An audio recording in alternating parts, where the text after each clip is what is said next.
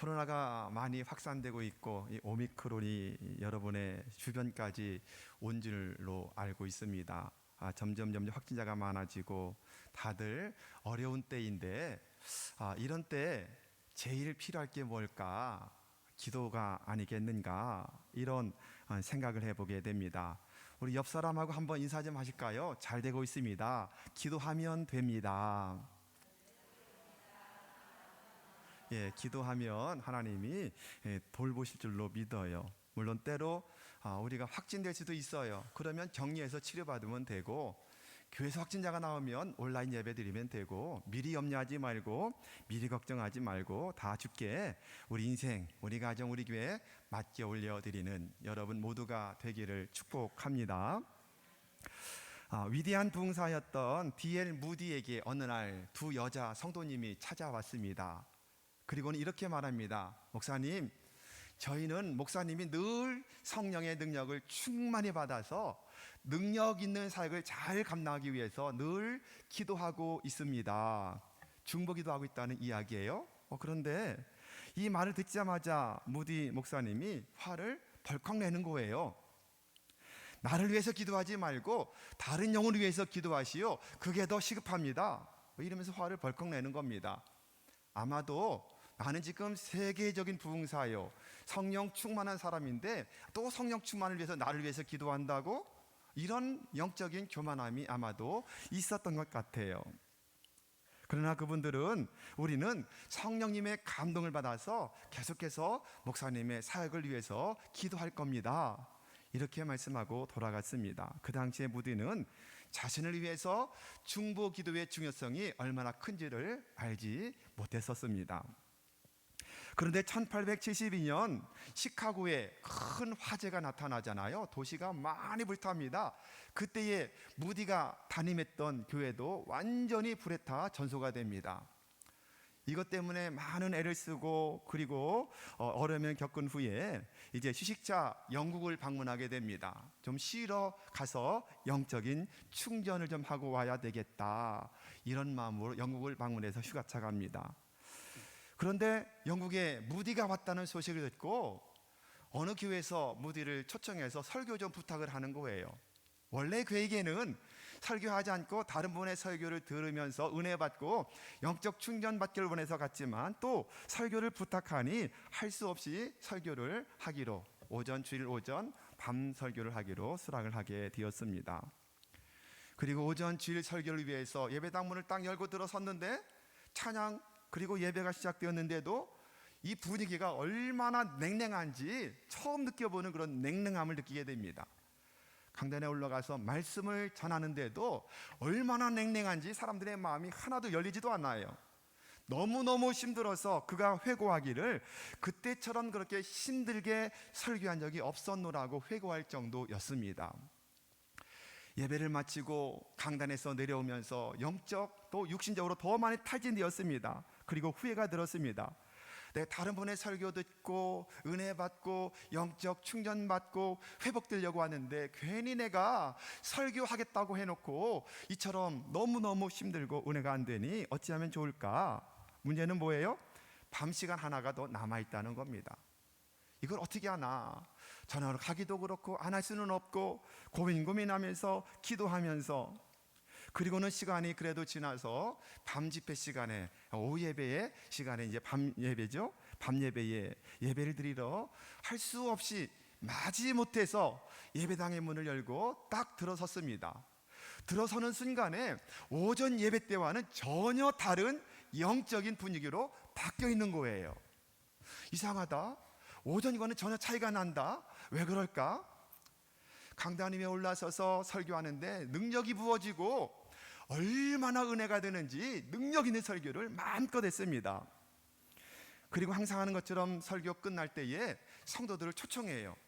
여기에서 예수 믿고 싶으신 분들은 다 일어나서 강단 앞으로 나오십시오 라고 전하는 순간에 500여 명이 다 일어나서 앞으로 나와서 정말 내가 예수 믿기 원한다고 그렇게 결단하는 역사가 나타나게 되었고, 그리고 그날 밤 집회에 부흥의 불이 시작이 됨으로 말미암아 그 도시 교회들로 계속해서 부흥의 역사가 파급되는 도화선이 되었다는 겁니다.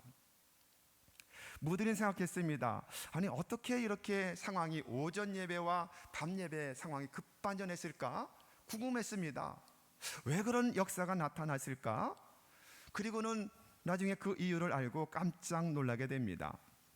그 교회에 다니는 2명의 자매가 있었는데 아주 신실한 자매입니다. 그런데 작은 동생 마리안이라는 동생은 어릴 때부터 지체 장애를 입고 있어서 걷지 못하고 늘 침대에 누워서만 지내는, 교회도 못 와요. 그 당시에는 지금처럼 이렇게 휠체어가 있다든지 이게 발달되어 있지 않기 때문에 누워서만 지내야만 되는 그런 자매인데 늘 누워서 기도하는 중보기도 용사예요.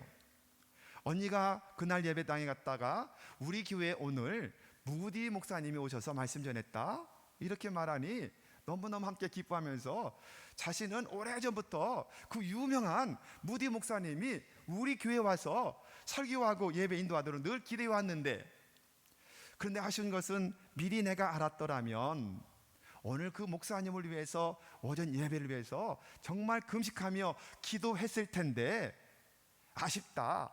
그러나 밤에 한 번 더 예배를 드린다고 하니 지금부터라도 내가 금식하며 문을 걸어 잠그고 간절히 예배와 목사님의 설교를 위해서 기도해야 되겠다. 이랬더니 언니도 그래 우리 같이 기도하자. 그래서 문을 닫아 걸었습니다. 아무 일도 하지 않겠다는 거죠. 그리고는 오전 오후 내내 금식하며 간절히 기도했던 역사가 있어지게 되었던 것입니다. 그 2 자매의 간절한 중보기도, 다른 게 없었다는 거예요. 그 2 자매의 간절한 중보기도로 오전 예배와 밤 예배의 영적 분위기가 완전히 달라지는 역사가 나타나게 되었다는 것입니다. 그들의 간절한 중보기도 때문에 무디 목사님이 힘을 얻고 능력의 설교도 전할 수 있었고 예배 영적인 기류가 바뀌는 역사가 나타나게 되었고, 그 능력은 그 도시에 부흥을 일으키는 도화선이 될 수 있었던 것입니다.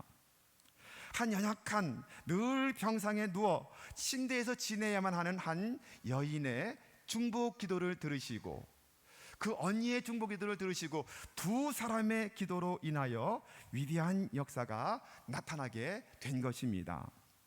지금도 하나님은 이렇게 중보하며 기도하는 사람을 찾고 있는 줄로 믿으시기를 축원합니다.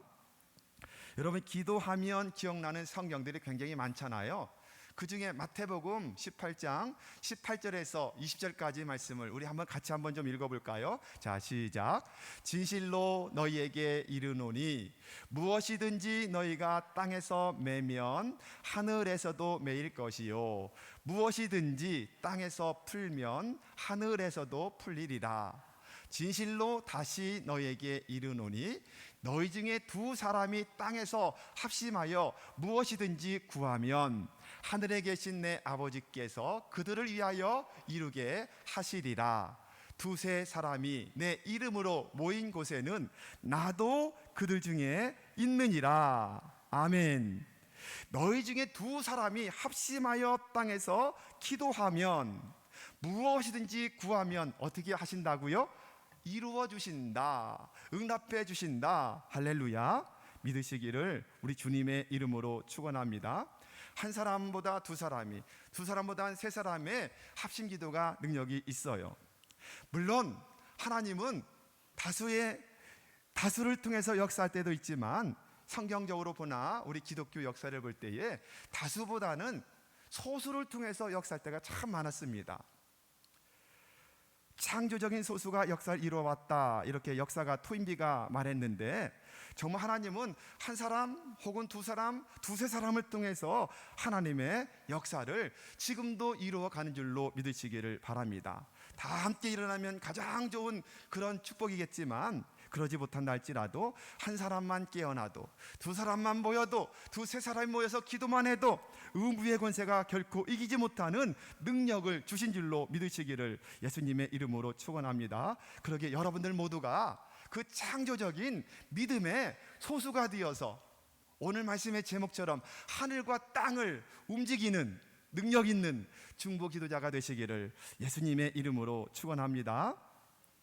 여러분, 중보 기도자는 하나님의 능력을 품고 다니는 다이나마이트를 품고 다니는 그런 존재와도 같은 분들이에요. 다이나마이트가 능력 있잖아요. 팍 폭발시키잖아요. 성령이 너에게 임하면 너희가 권능을 받고, 이 권능이 헬라어로 디나미스예요. 디나미스인데 이게 뭐냐면 다이나마이트라고 하는 말이 이 디나미스에서 왔어요. 그런 폭발적인 능력을 주신다라고 말씀하고 있는 겁니다. walter 윙크라는 목사님은 말합니다. 역사는 중보 기도자들의 손에 달려 있다, 이렇게 말합니다. 모든 역사는 중보 기도자들의 손에 달려 있다, 믿으시기를 바랍니다. 지금도 그래서 하나님은 중보하며 기도하는 사람들을 통해서 일하시는 거예요.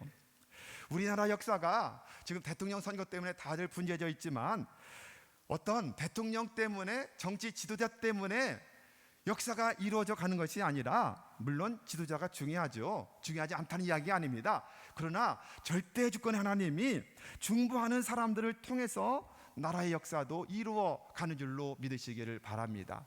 여러분의 가정도 마찬가지고요, 우리 교회도 마찬가지입니다. 지도자도 중요하지만, 그러나 얼마만큼 그 공동체에, 그 모임에 중보하며 기도하는 사람이 있느냐에 따라서 역사는 하나님의 뜻대로 잘 성장도 하고 성숙도 하고 발전하는 줄로 믿으시기를 예수님의 이름으로 축원합니다. 그렇기 때문에 여러분은 역사의 주인공들이에요. 여러분, 시시한 존재가 아닙니다. 옆 사람에게 한번 인사 좀 하실까요? 당신은 역사의 주역입니다. 네, 당신 역사의 주역이에요. 시시한 존재 아니에요. 위대한 존재들이에요. 능력 있는 존재인 줄로 믿으시기를 바랍니다. 자, 오늘 본문 말씀을 보시면 헤롯 대왕이 기독교 지도자들을 죽여서 유대인의 환심을 받으려고 합니다. 그래서 제일 먼저 요한의 동생이었던 야고보 사도를 칼로 죽여요. 그랬더니 유대인들이 너무너무 좋아하는 겁니다. 더 많은 환심을 받으려고 이번에는 예수님의 수제자인 베드로를 잡아 죽이려고 옥에 가둡니다. 무교절 때 잡혀서 유월절 지나면 그를 사형시켜서 더 큰 환심을 받으려고 합니다. 그 내용이 6절 7절 말씀에 나오죠. 자, 6절 7절 읽어볼까요? 헤롯이 잡아내려고 하는 그 전날 밤에 베드로가 두 군인 틈에서 두 쇠사슬에 매여 누워 자는데 파수꾼들이 문 밖에서 옥을 지키더니 호련히 주의 사자가 나타나매 옥중에 광채가 빛나며 또 베드로의 옆구리를 쳐 깨워 이르되 급히 일어나라 하니 쇠사슬이 그 손에서 벗어지더라. 여러분, 여기서 천사가 옆구리를 쳐서 깨웠다, 그렇게 말씀하잖아요. 그냥 아마도 조용히 베드로야 일어나라 이랬더니 너무 깊은 잠이 들어서 아마 깨어나지 못한 것 같아요. 여러분, 베드로의 신앙을 한번 보십시오. 믿음을 보십시오. 자, 끌어내면 그 다음 날이면 어떻게 돼요? 사형당하기 때문에 불안할 텐데 베드로는 그런 마음이 하나도 없어요. 담대하게 그냥 깊은 잠, 태평하게 감옥 그 차디찬 바닥에서 잠을 잘 자고 있는 것입니다. 그러니 천사가 옆구리를 쳐서 깨웠다. 여기서 쳤다라고 하는 단어는 헬라어 파타소인데 어떤 단어냐면 친다, 때린다, 더 심하게 때려서 때려 눕힌다, 이런 뜻을 가지고 있는 단어예요. 아주 세찬 충격을 주었다는 뜻이에요. 그러므로 상상해 보니 아마도 잠에서 일어나지 않고 깊이 잠들었으니 베드로가 옆구리를 팍 치면서 흔들어서 깨웠던지, 그래도 안 일어나니 발로 옆구리를 뻥 찼던지 아마 이렇게 세찬 충격을 주어서 깨운 것으로 분명히 알게 되는 것입니다. 그 정도로 지금 태평하게 잠을 자고 있는 이유는 뭐예요? 믿음이죠. 믿음입니다. 결국 6월절이 지나면 사형당할 것을 그가 몰랐기 때문에 그냥 내가 죽기에 하겠어, 나를 죽이기에 하겠어, 이런 마음이었을까요? 아니요, 이미 야고보 사도가 죽었거든요. 그리고 더 큰 환심을 살려고 하는 마음을 알았거든요. 그래서 또다시 자기가 숨겨 재물 될 것을 미리 알고 있었습니다. 그럼에도 불구하고 베드로는 이미 믿음이 확고해져서 죽으면 죽으리라 일사각오, 이런 신앙과 믿음으로 무장되어 있던 것입니다. 코로나가 우리의 생명을 위협하고 두려움을 가져오지만 이런 믿음 가지고 담대하게 사시기 바랍니다. 걸리면 치료받으면 되고, 또 치료받고 또 일하면 되고, 이렇게 여러분 생각하시기 바랍니다. 베드로처럼 살면 주님께 최고의 영광을 드려 열심히 일하고 오늘 밤에 주님 불러가시면 주님과 함께 영원히 천국에서 할렐루야, 이런 믿음으로 매일매일 살아가는 여러분 모두가 되기를 바랍니다. 여러분, 그러나 베드로가 처음부터 그런 신앙이었나요?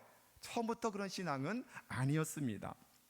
주님께서 내가 십자가를 지고 죽으신다 라고 말씀했더니 뭐라고 말해요? 다 주를 버릴지라도 나는 절대로 주님을 버리지 않습니다, 부인하지 않습니다. 장담했던 베드로가 주님 말씀하신 대로 작은 여종 앞에서도 주님을 저주하며 부인했던 사람, 떠나지 않는다고 장담했으면서도 멀찌감치 주님을 따라갔다가 결국 실패했던 인생을 살았던 사람, 죽음이 너무너무 무서워서 주님처럼 잡혀 죽을까봐 예수님 십자가 달려 죽으실 때 코빼기도 보이지 않았던 사람이 베드로였습니다. 그런데 이런 베드로가 사도행전을 보니 너무도 많이 달라지고 변화되었습니다. 이제는 감옥에 갈 것도 두렵지 않아요.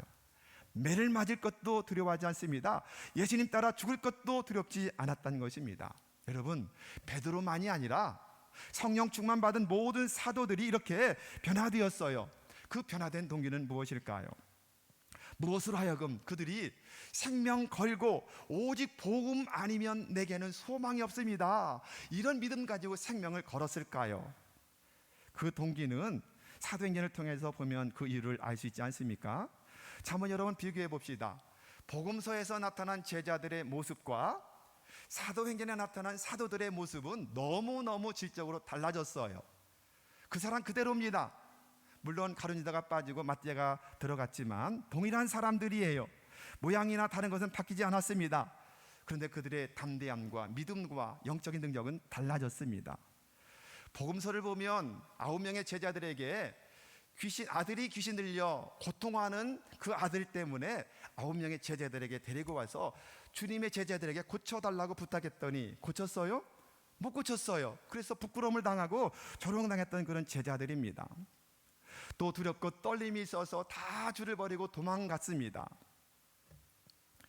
정말 주님이 돌아가실 때도 아무도 그 밑에 없었고, 요한복음에 보면 사도 요한만이 십자가를 지키고 있었다, 그렇게 말씀하는 모습을 보게 되고, 다른 복음서는 다 도망갔다고 그렇게 말씀하거든요.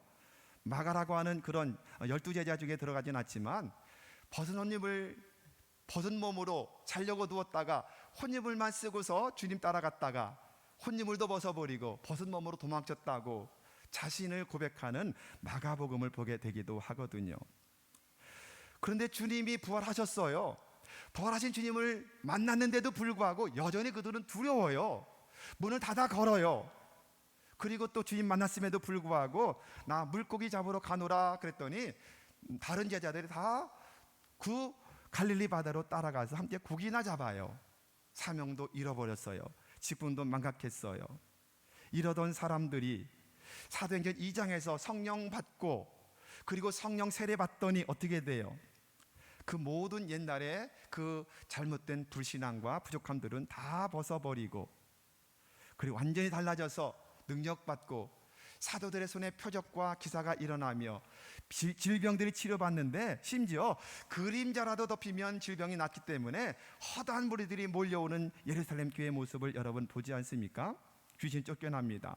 그러다가 사도행전 5장에 보면 다시 옥에 갇히는 모습을 보게 됩니다. 베드로와 요한이 옥에 갇히죠. 사도행전 5장 19절 말씀 보면 그때 주의 사자가 밤에 옥문을 열고 탈출시켜 줍니다. 그러면은 믿음 약할 때는 어떨 것 같아요? 멀리 도망가서 안 잡히는 곳에 갈 거 아닙니까? 그런데 이 제자들 베드로와 요한은 이제 변화되었기 때문에 다시 성전에 또 들어가요. 그리고 예수님에 대해서 증거하고 가르치기를 쉬지 아니했다, 이렇게 말씀해요.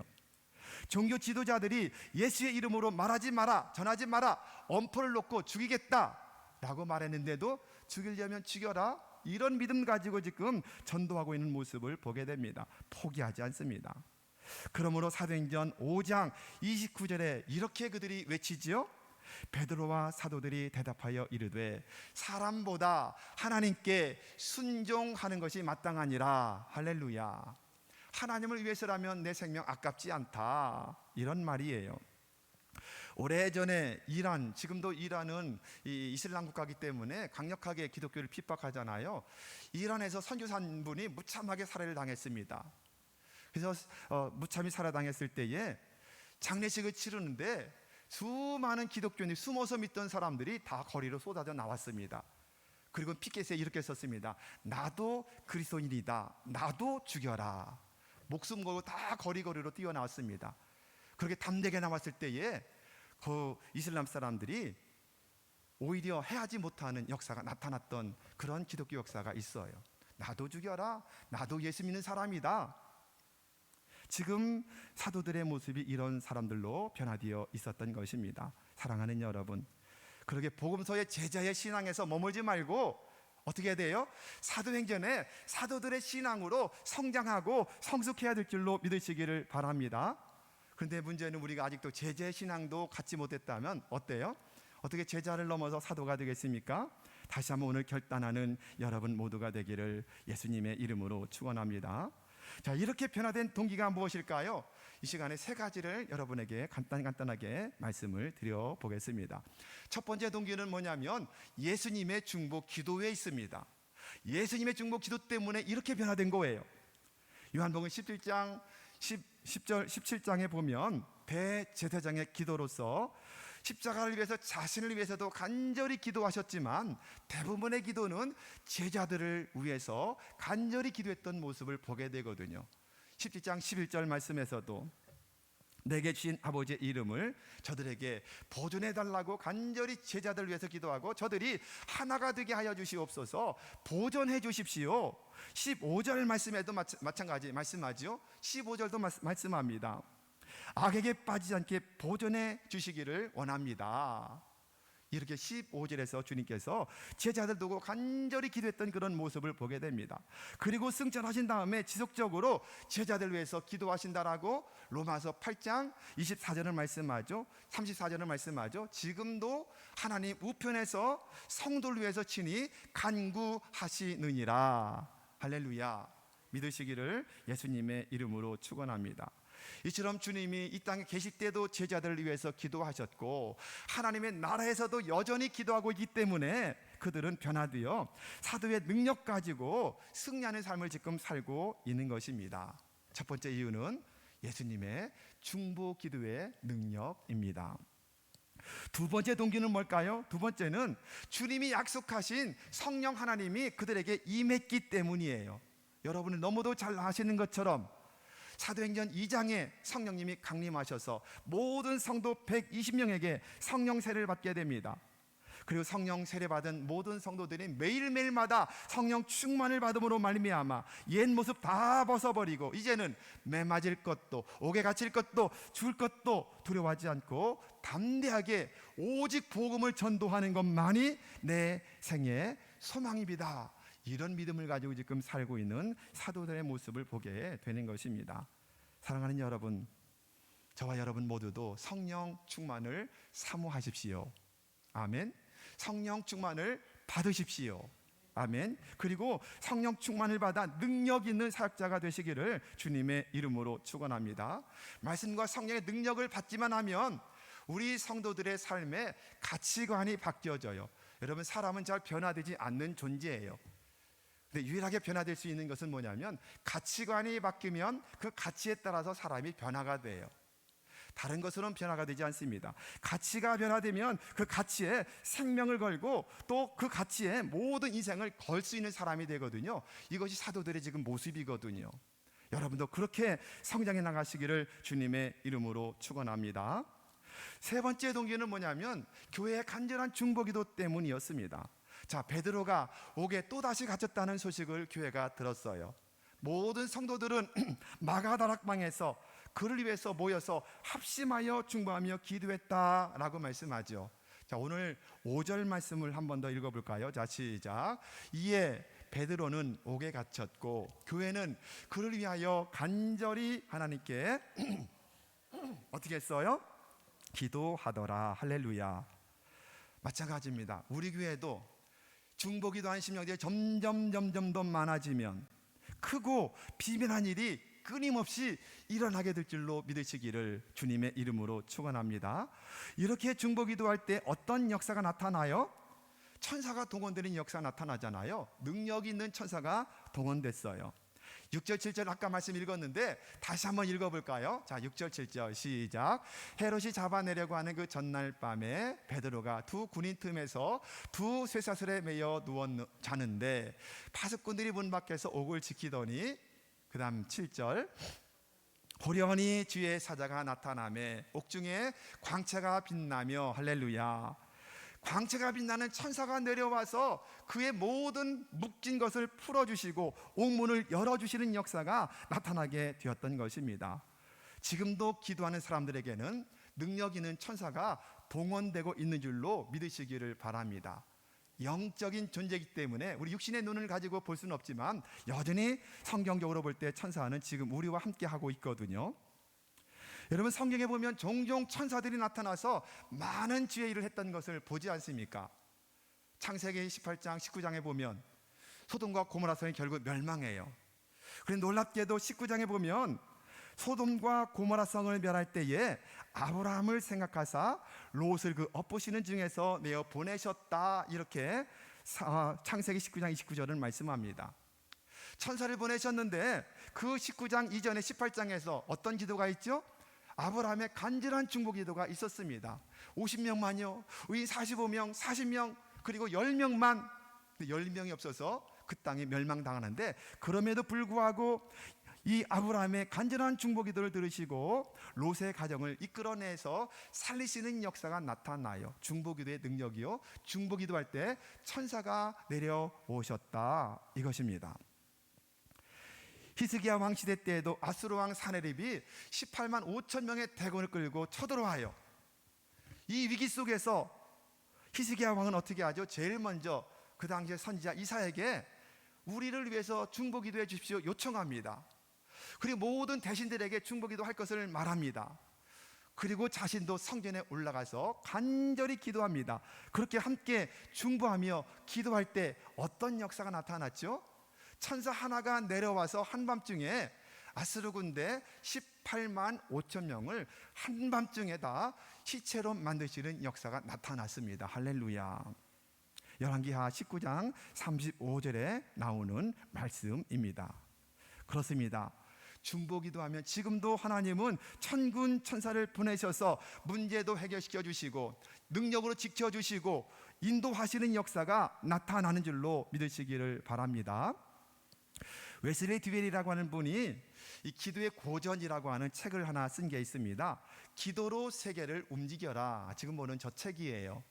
저 책의 92쪽에 보면 1960년 3월 23일에 일어났던 아프리카의 케냐 선교사 히킨슨 부부의 생생한 간증의 이야기를 92쪽에서 적고 있거든요. 이 히킨슨 선교사는 아프리카 케냐에서 선교사로 활동하는 그런 분이었습니다.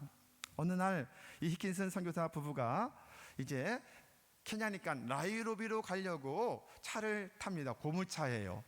고물차를 타고 가야 되는데 있는 곳에서 나이로비까지 가려면은 마우마우라는 마을을 통과해야 돼요. 도시를.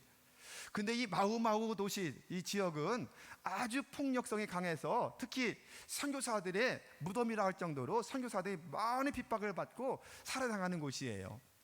얼마 전에도 선교사가 살아당한 다음에 토막토막 내서 버려진 곳이 그 마우마우 지역이었습니다.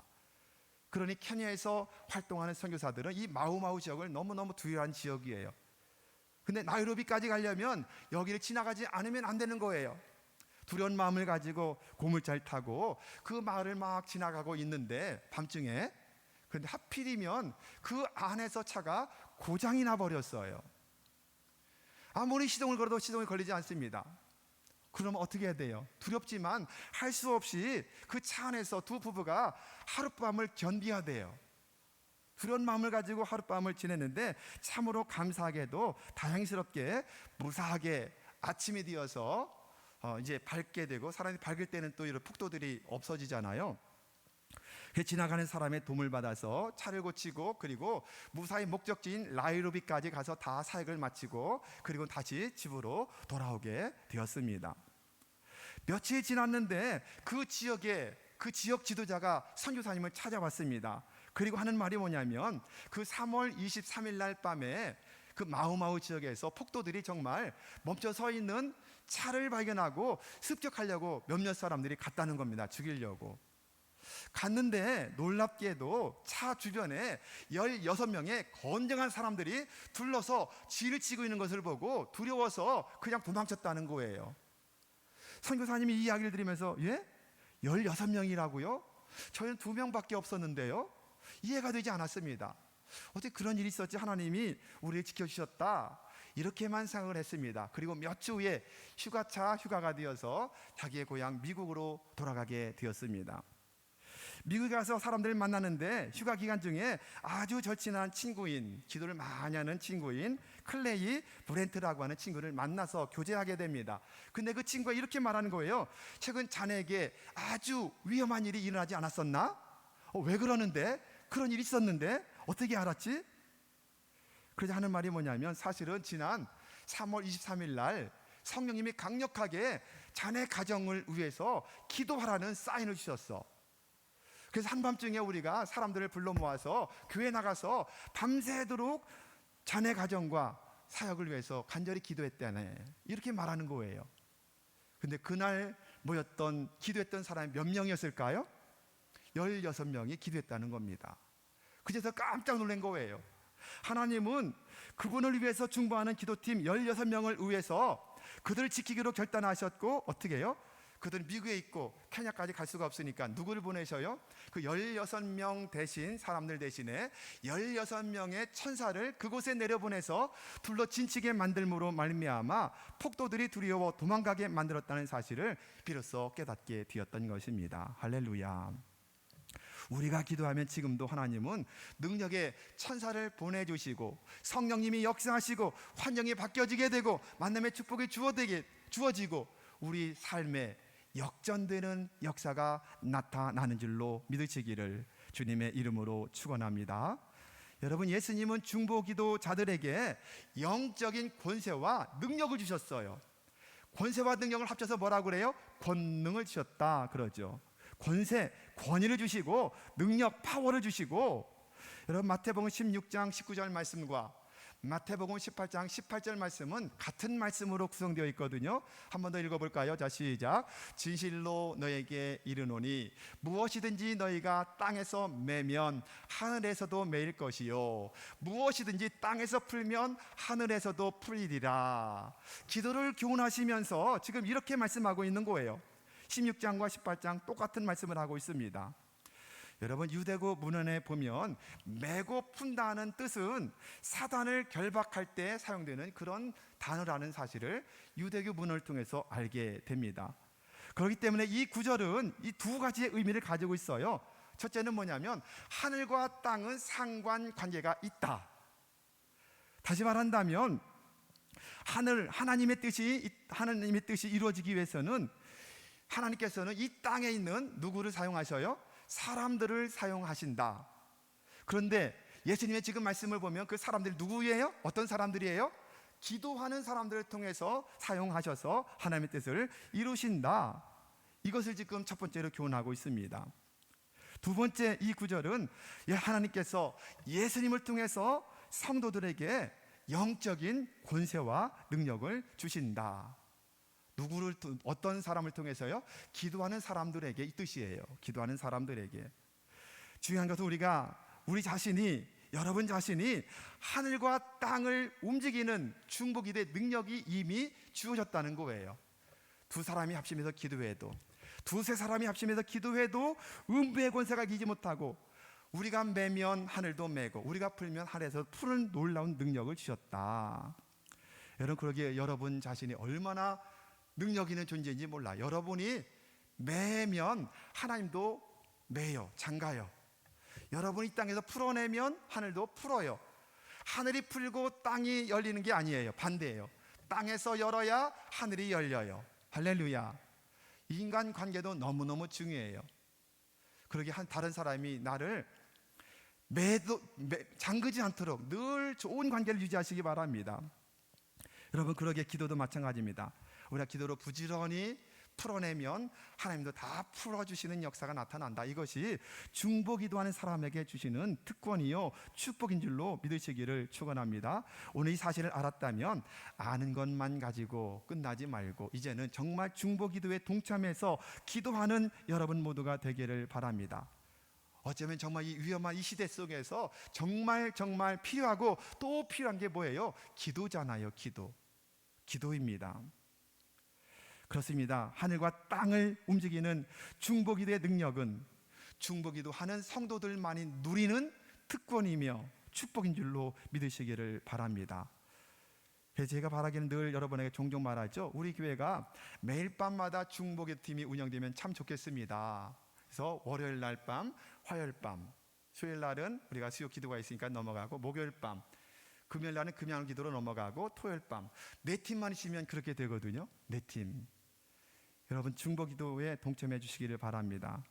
감사하게도 저희가 화요일 날 밤 8시에 중보기도 팀을 오래전에 광고를 드렸잖아요. 그랬더니 몇 분이 나오셔서 계속 집중해서 한 시간 아니면 1시간 반 정도 집중해서 기도한 일에 몇 분이 지금 오셔서 지금 기도를 하고 있어요. 참 감사한데 여러분도 함께 동참해 주시기를 바랍니다. 이제 바라기는 부목사님도 오셨으니 두 번째 제가 계획하는 거는 목요일 밤에 중보기 팀을 하나 더 만들고 싶어요. 목요일 날 오실 분들 여러분 우리 부목사님에게 신청해 주시기를 바랍니다. 함께 기도하고 또 이제 월요일 날도 만들고 토요일 날도 만들고 이러면은 매일마다 우리가 기도가 진행될 수 있거든요. 여러분 그렇습니다. 기도 없이 교회가 교회될 수 없습니다. 기도 없이 성도가 될 수가 없습니다. 기도 없이 직분자가 직분을 제대로 감당할 수가 없습니다. 그러므로 여러분 중보기도의 능력을 아셨다면 중보기도에 동참하는 여러분 모두가 되기를 축원합니다. 이제 중보기도로 하늘과 땅을 움직이는 능력 있는 중보기도자가 다른 사람이 할 거야가 아니라 내가 하겠노라고 결단하는 여러분 모두가 되기를 예수님의 이름으로 축원합니다.